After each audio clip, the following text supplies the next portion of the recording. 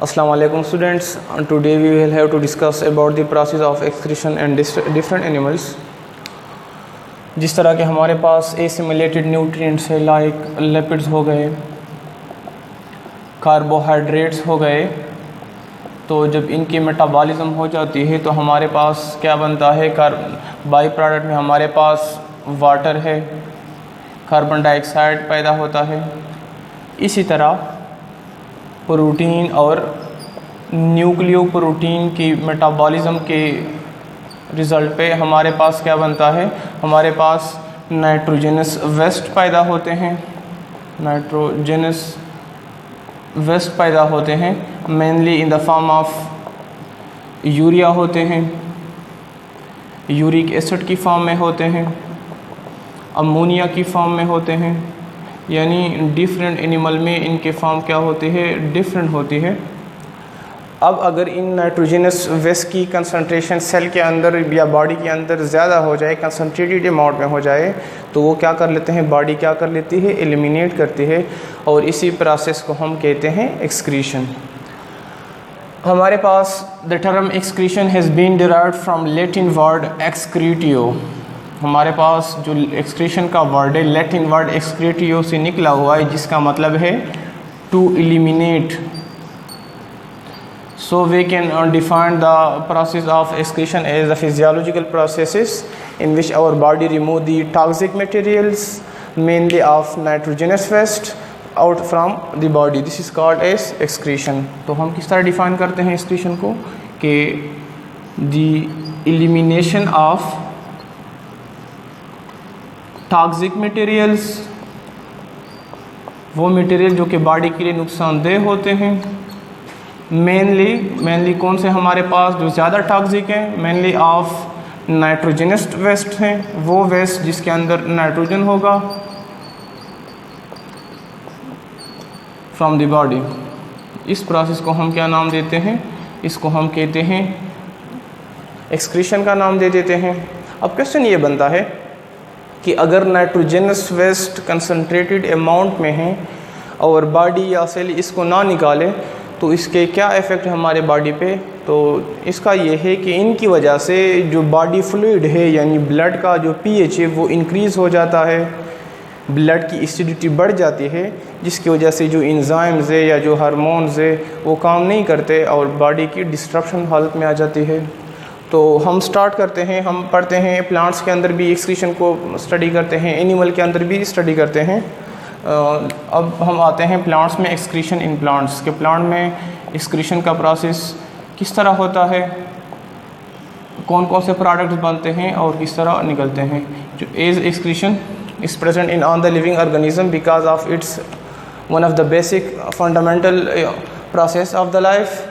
Due to autotrophic mode of nutrition in plants, they have no specialized organ for excretion. यानी plant body के अंदर कोई specialised organ मौजूद नहीं है एक्सक्रीशन के लिए, बल्कि इनके अंदर क्या होते हैं, डिवाइसेस होते हैं, उसके ज़रिए करते हैं। मेनली प्लांट बॉडी में क्या है, जो वेस्ट प्रोडक्ट्स है वो है कार्बन डाइऑक्साइड है, ऑक्सीजन है, वाटर है। जो हमारे पास कार्बन डाइऑक्साइड ये हमारे पास पैदा होता है as a result of respiration के प्रोसेस के वक्त पैदा हो जाता है। हमारे पास जो ऑक्सीजन है ये प्रोड्यूस होता है as a by product during the process of photosynthesis के टाइम ये पैदा हो जाता है। और जो हमारे पास वाटर है ये रिस्पायरेशन के वक्त भी पैदा होती है एज अ बाई प्रोडक्ट, और फोटोसिंथेसिस के वक्त भी पैदा होती है। तो प्लांट बॉडी क्या कर लेते हैं, जनरली ये कार्बन डाइऑक्साइड और ऑक्सीजन को एक्सक्रीट कर लेते हैं, सिंपल डिफ्यूजन के ज़रिए करते हैं थ्रू स्टोमेटा। लेकिन जो वाटर है, अगर एक्सेस वाटर है तो प्लांट बॉडी उसको एलिमिनेट करते हैं, लेकिन अगर एक्सेस नहीं है तो उसको रखते हैं सेल की टर्जिडिटी मेंटेन करने के लिए। तो पानी को दो तरीक़ों से निकालते हैं, एक को हम नाम देते हैं ट्रांसपायरेशन, दूसरा हमारे पास प्रोसेस है जिसके ज़रिए प्लांट बॉडी वाटर को एलिमिनेट करते हैं, इसको हम नाम देते हैं ग्यूटेशन। तुम लोग 9-10 में भी डिस्कस करके आए हो थोड़े बहुत। तो ट्रांसपायरेशन क्या है? हम कहते हैं कि the loss of water from the aerial part of plant is called as transpiration. क्योंकि क्या होता है, प्लांट बॉडी पानी सॉइल से भी गेन करते हैं, इसके साथ साथ कार्बोहाइड्रेट के मेटाबॉलिज्म से भी पानी पैदा होते हैं। ट्रांसपायरेशन में ये होता है कि हमारे पास लेट्स सपोज एक पौधा है, तो सॉइल से पानी आता है पौधे की एरियल पार्ट पे, उस पर लाइट्स पड़ती है, जिसकी वजह से वाटर क्या होती है जो प्लांट बॉडी के अंदर होती है वो एवोपोरेट होती है। यानी जो ट्रांसपायरेशन है ये होती है स्टोमेटा के ज़रिए होते हैं और ये डे टाइम के वक्त होती है। हमारे पास कुछ प्लांट्स है लाइक टोमेटो हो गए, पोटैटो हो गए, इस तरह ग्रासेस हो गए, जहाँ पे जो ऐसे एरिया में होते हैं जहाँ पे पानी की कंसंट्रेशन ज़्यादा होती है, लिहाजा दिन के वक्त तो ट्रांसपायरेशन होती है लेकिन रात के वक्त ट्रांसपायरेशन नहीं होती because of absence of sunlight. फिर क्या होता है कि सॉइल से चूँकि कंटिन्यूसली पानी आ रहा है प्लांट बॉडी में, तो प्लांट बॉडी ने तो रिमूव करना है, अगर ना रिमूव करे तो फिर क्या होगी, प्लाज्मोलाइसिस होगी, सेल की क्या होंगी, श्रिंकेज होगी प्रोटोप्लाज्म की। लिहाजा इनमें ऐसे एडाप्टेशन होती है, स्ट्रक्चरल एडाप्टेशन। इधर देखिए ये क्या है, लेट्स सपोज एक पत्ता है, तो इनके जो लीव्स है इनके मर्जन्स पे किनारों पे पोर्स होते हैं, अनलाइक स्टोमेटा की तरह ये नहीं होते, और इनको कहते हैं हाइडाटोड्स। तो इन हाइडाटोड की वजह से चूंकि पानी की कंसंट्रेशन बढ़ जाती है और ये क्या कर लेते हैं, निकाल देते हैं, और in the form of droplets क्या होता है, वाटर मौजूद होता है इन लीव्स के मार्जिन पे। The appearance of drop of water on the margin of leaf is called as, इसको हम क्या नाम देते हैं, ग्यूटेशन का नाम देते हैं। लेकिन एक होती है ड्यू, शबनम, वो ग्यूटेशन से अलग है। वो तो क्या होता है कि एयर में ह्यूमिडिटी ज़्यादा होती है इसकी वजह से, लेकिन ये क्या है, ये अलग प्रोसेस है जो कि ग्यूटेशन है। और ये जो ग्यूटेशन का प्रोसेस है ये होता है नाइट टाइम के वक्त होता है।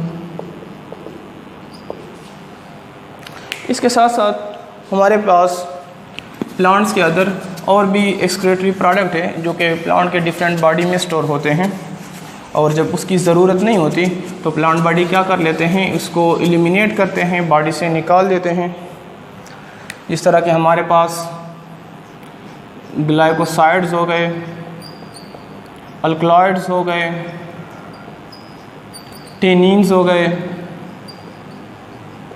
ऑयल प्लांट्स हो गए, ये क्या कर लेते हैं, ये स्टोर होते हैं, एक्सक्रीटरी प्रोडक्ट है प्लांट्स के, फ्रूट में स्टोर होते हैं, ये सीड में स्टोर होते हैं, सेपल में स्टोर होते हैं, टू सम एक्सटेंट पेटल में स्टोर होते हैं, और जब इनकी ज़रूरत नहीं होती तो प्लांट बॉडी इसको क्या करते हैं, एलिमिनेट करते हैं।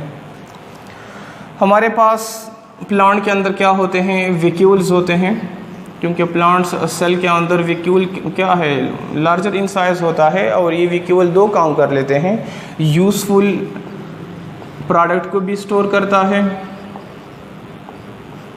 जो वेस्ट प्रोडक्ट है उसको भी स्टोर करता है, और ये यूजुअली स्टोर करता है मतलब इन द फॉर्म ऑफ या ऑर्गेनिक कंपाउंड्स होते हैं हमारे पास, या ये होते हैं हमारे पास इनऑर्गेनिक कंपाउंड्स होते हैं। जब इनकी कंसंट्रेशन बढ़ जाती है तो ये बना देते हैं क्रिस्टल लाइक्स बनाते हैं, in the form of crystal बनाते हैं। तो ये इनसॉल्युबल फॉर्म में होते हैं, टॉक्सिक भी हो सकते हैं, नॉन टॉक्सिक भी हो सकते हैं। जिस तरह के हमारे पास क्या है, कैल्शियम ऑक्जिलेट है जो कि क्रिस्टल फॉर्म में स्टोर होता है, ये स्टोर होता है सीड में स्टोर होता है, कुछ प्लांट के स्टेम में स्टोर होता है। ये क्या हमारे पास क्रिस्टल है, क्रिस्टल फॉर्म में मौजूद होता है, नॉन टॉक्सिक है, लेकिन इसका एलिमिनेट करना क्या होता है, ज़रूरी होता है। ये जिस तरह के टोमेटो की सीड में है, राइस में मौजूद है, इस तरह लेडी फिंगर भिंडी में मौजूद होते हैं उनकी सीड्स में। तो इनका प्लांट बॉडी के लिए कैल्शियम ऑक्जिलेट का तो कोई नुकसान नहीं है, लेकिन जब ये हमारे बॉडी में आ जाए तो हमारे बॉडी के अंदर क्या काज करते हैं, ये हमारे बॉडी के अंदर किडनी स्टोन काज कर देते हैं। तो ये क्या कर लेते हैं, प्लांट बॉडी इसको क्या करते हैं, निकाल देते हैं। इसके बाद हमारे पास लीफ है जो कि मेजर या प्राइमरी स्टोरेज ऑर्गन है फॉर वेस्ट प्रोडक्ट है। Leaf as a storage organ, leaf as storage organ. तो प्लांट बॉडी के अंदर लीफ क्या है, मेजर स्टोरेज ऑर्गन है, मेजर स्टोरेज ऑर्गन है। किस फॉर्म में स्टोर करते हैं? ऑर्गेनिक की फॉर्म में स्टोर करते हैं, इनऑर्गेनिक की फॉर्म में स्टोर कर लेते हैं वेस्ट प्रोडक्ट्स को। और फिर ये क्या कर लेते हैं, जब पत्ते गिर जाते हैं शेड ऑफ करते हैं, ज़्यादातर सीजनली शेड ऑफ होती है, ख़ज़ां में पत्ते गिरा देते हैं। क्यों गिरा देते हैं? क्योंकि इनके अंदर वेस्ट प्रोडक्ट की कंसनट्रेशन ज़्यादा हो जाती है, लिहाजा प्लांट बॉडी क्या कर लेते हैं, पत्ते गिरा देते हैं। जब पत्ते गिर जाए तो इसका मतलब ये है कि वो जो वेस्ट प्रोडक्ट है वो क्या हो गया, ख़त्म हो गया प्लांट बॉडी से। और इस वजह से जो लीव्स है उसको कहते हैं कि लीव्स आर एक्ट एज एक्सक्रीटोफोर, एक्सक्रीटोफोर। तो एक्सक्रीटोफोर क्या होते हैं? एक्सक्रीटोफोर हमारे पास सेल्स होते हैं actually, these are the cells, the cell present in plant body में मौजूद होते हैं, through which elimination of waste product takes place, through which elimination of waste product takes place. लेकिन यहाँ पे क्या होता है, यहाँ पे इसको लीव्स को एक्सक्रीटोफोर बोलते हैं। तो ये क्वेश्चन आ सकता है कि why leaves are called as excretophore, leaves को एक्सक्रीटोफोर क्यों बोलते हैं? चूँकि यहाँ पे ये क्या कर लेते हैं, वेस्ट प्रोडक्ट को स्टोर कर लेते हैं, और जब ख़ज़ां ऑटम आता है, ख़ज़ां का सीज़न आ जाता है, तो ये सीजनली शेड ऑफ करते हैं उसको, इनके प्लांट बॉडी से ये कट हो जाते हैं और इस तरह जो वेस्ट प्रोडक्ट है वो रिमूव हो जाता है। तो इस बुनियाद पे इसको बोलते हैं एक्सक्रीटोफोर। यही वजह है कि ज़्यादातर जो हमारे पास गार्डनर होते हैं, बागबान होते हैं, वो क्या कर लेते हैं, जब दरख्तों से पत्ते गिरे होते हैं वो उसी पत्तों को उठा के एज अ फीड के तौर पे इस्तेमाल करते हैं जानवरों के लिए। यानी क्यों इस्तेमाल कर लेते हैं कि इसके अंदर क्या होते हैं, उसके अंदर मेटाबॉलिक वेस्ट होते हैं, स्टोरेज प्रोडक्ट्स होते हैं, क्योंकि इन द फॉर्म ऑफ मिनरल्स की फॉर्म में होते हैं, रिच सोर्स ऑफ न्यूट्रिएंट्स से। इसी तरह क्या करते हैं, कुछ गार्डनर यूज़ करते हैं इसको as a in the form of organic fertiliser के लिए यूज़ करते हैं। ऑर्गेनिक फर्टिलाइज़र्स, फर्टिलाइज़र क्या होते हैं, ऐसे प्रोडक्ट्स जो क्रॉप के लिए हम यूज़ करते हैं उसकी क्वांटिटी और क्वालिटी को इन्हांस करने के लिए। तो ऑर्गेनिक फर्टिलाइज़र वो फर्टिलाइज़र जो कि हम लिविंग ऑर्गेनिज्म से गेन कर लेते हैं। तो वही पत्ते उठा के किसी क्या करते हैं, खाद के तौर पे इस्तेमाल करते हैं फसलों के लिए।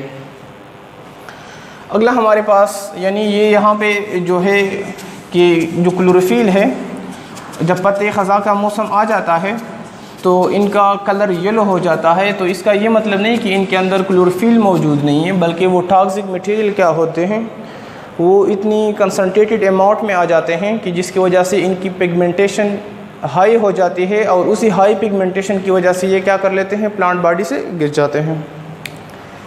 अगला हमारे पास है इबोनी, यानी प्लांट बॉडी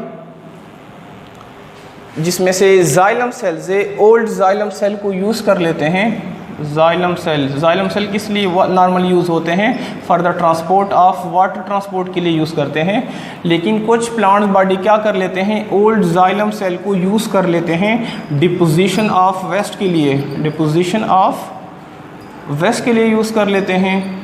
यानी कि जो वेस्ट मटेरियल है ओल्ड जाइलम सेल में उसको स्टोर कर लेते हैं, जिसकी वजह से जो जाइलम सेल्स है वो ट्रांसपोर्ट नहीं कर लेते, और जिस जहाँ पे स्टोर हो जाता है उस वुड का जो कलर है वो ब्लैक हो जाता है, और इसको हम नाम देते हैं इबोनी।